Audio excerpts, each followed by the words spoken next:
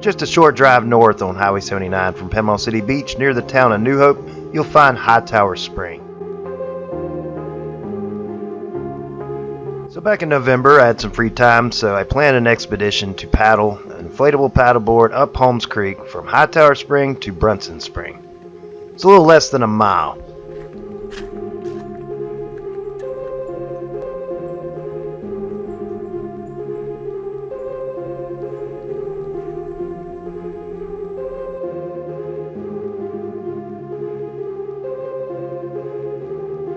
Hightower Spring is a third magnitude spring. It's fed by numerous sand boils at the bottom. It's roughly 8 foot deep. It's a nice little swimming spot. It doesn't have a whole lot to offer besides that, but there is a nice landing right here at Holmes Creek.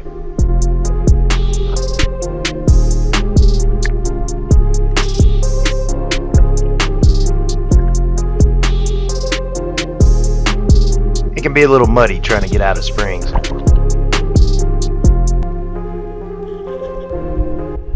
Before I can get my board in the water, a drunk old man pulls up and asks me to get in his car and do drugs with him. When I refused, he called me names. You never know what you'll see in the country.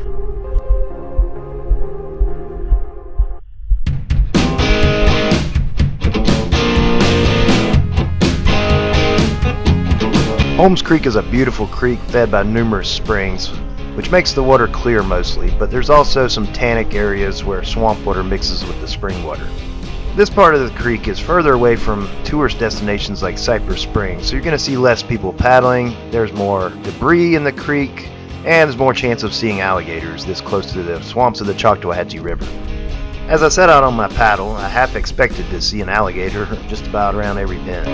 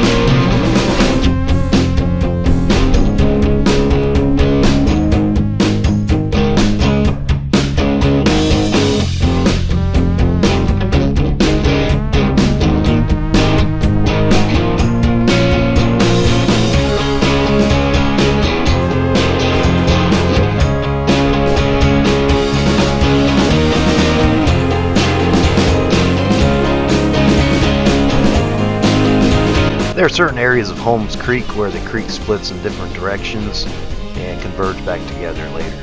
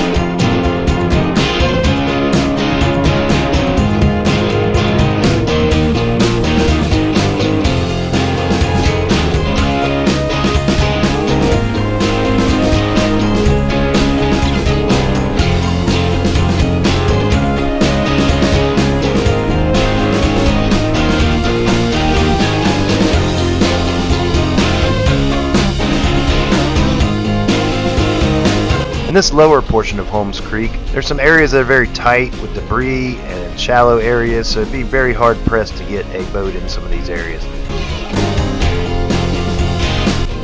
I'm practically dragging my fin through here.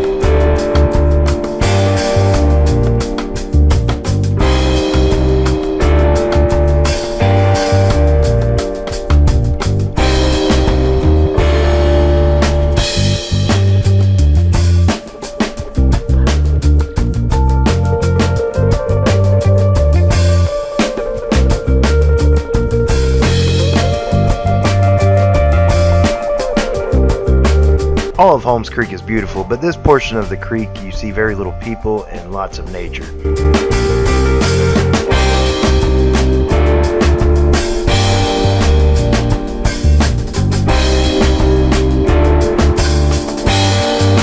After what seemed like a pretty long paddle, even though it really wasn't, we arrive at Brunson Spring Run.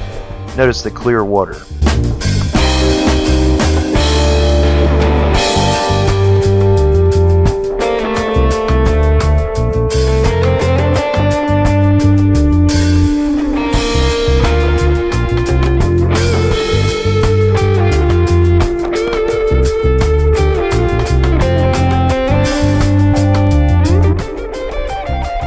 So my idea is to push through the spring run as far as I can until I reach the spring.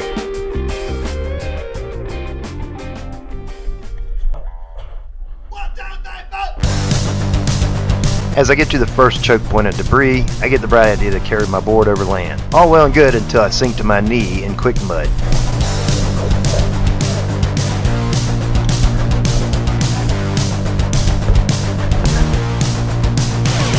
I'm not taking a chance to end up like Atreyu in the Never-Ending Story sinking in quick mud, so I'm going to go back the way I came and just break through the debris.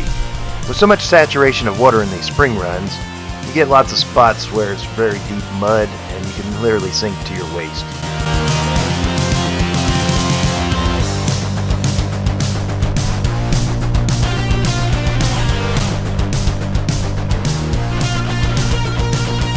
I've been through a lot of spring runs, but this will soon prove to be the most challenging.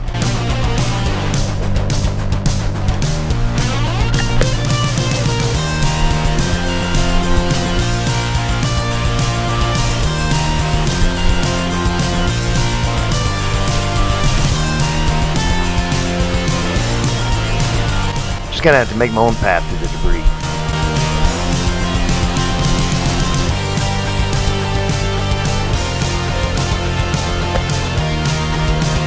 Making progress with the paddleboard, also briefly, until we get to the next choke point. At this point, I decide I'm going to go over land. Make sure you always secure your leash for your paddleboard if you're going to leave it. You don't want to come back and your paddleboard drift away, even on a small current like this.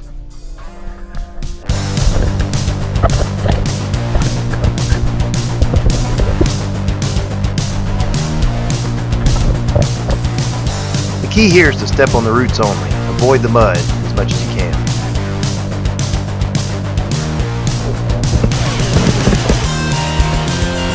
I find it a good idea to carry my paddle. It gives you a lot of extra support like a walking stick, and in this case it saves me from sinking in the mud. You might have noticed an extra paddle on my board. I find it a good idea to always carry an extra paddle when you're going a long ways on a board. You don't want to be caught up the creek without a paddle.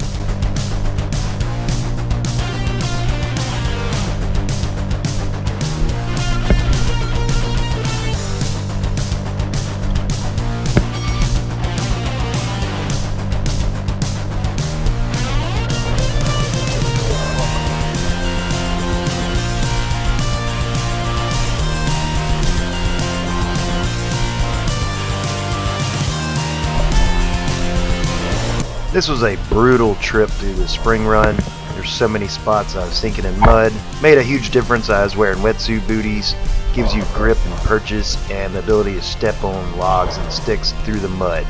And you don't lose your shoe in the mud. From past experience, I also found it a good idea to carry your phone if you're leaving your equipment back on your board. In case you get bit by a snake, sink in mud, break an ankle, you have a fighting chance to get in touch with somebody.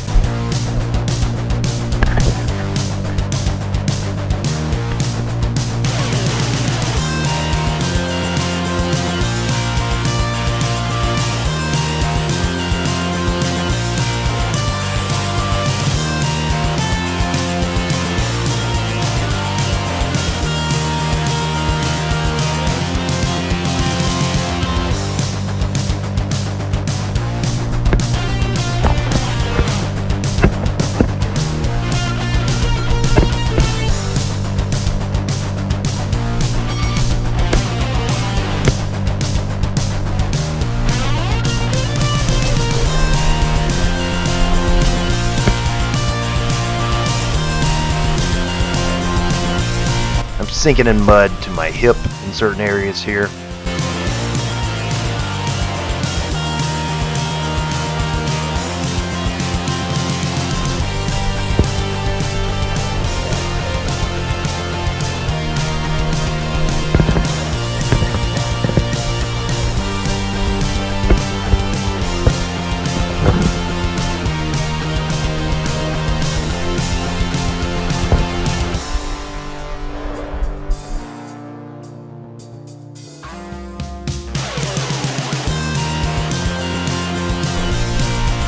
After so much frustration trying to get through the mud, I decided I was going to take my chances with the cottonmouth and rattlesnakes and the palmettos.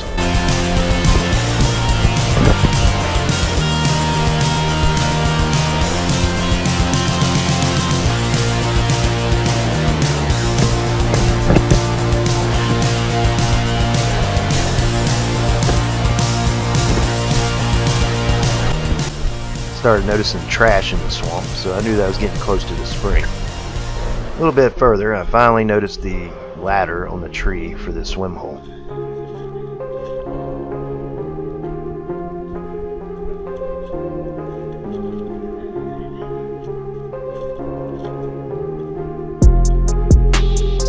Brunson Spring Group is made up of 3 springs. 2 are shallow seeps, while the main pool is roughly 15 feet deep to the main vent at the bottom. As you can see, the water is nice and clear, but it's surrounded by a lot of vegetation and debris, but it's pretty cool to see a swim hole like this in the middle of the swamp. It's probably not a good idea to climb this rickety ladder out here in the middle of nowhere by myself.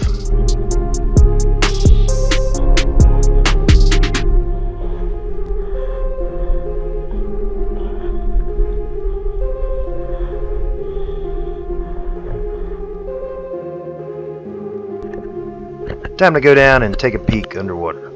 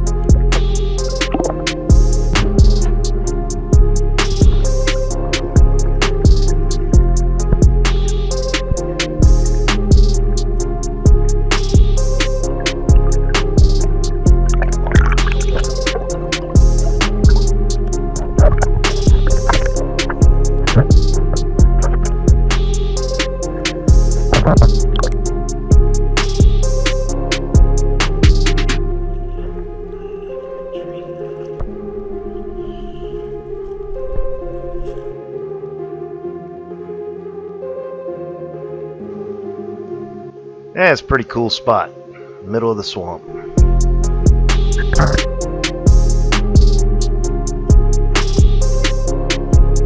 All-terrain shoes.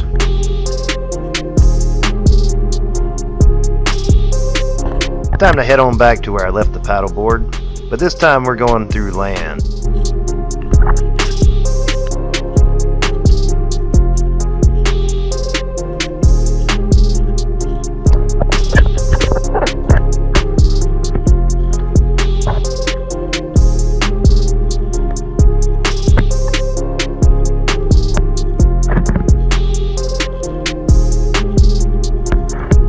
Good to use your paddle to make sure there's no snakes hiding in the palmettos.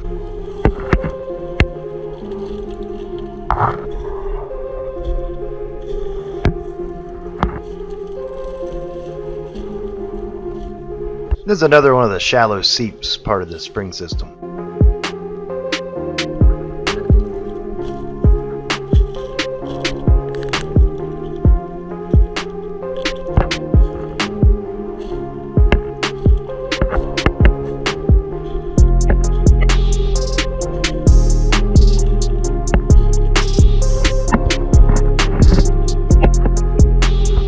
Remember, avoid the muddy spots. Oh good, my board's right where I left it. The funniest thing about this expedition is that I could have avoided all this hassle and drove to the Brunson Spring landing nearby and took a trail to the spring. But what fun would that be? With my camera battery dying, I had to wrap up filming, but I made it back just in time before dark.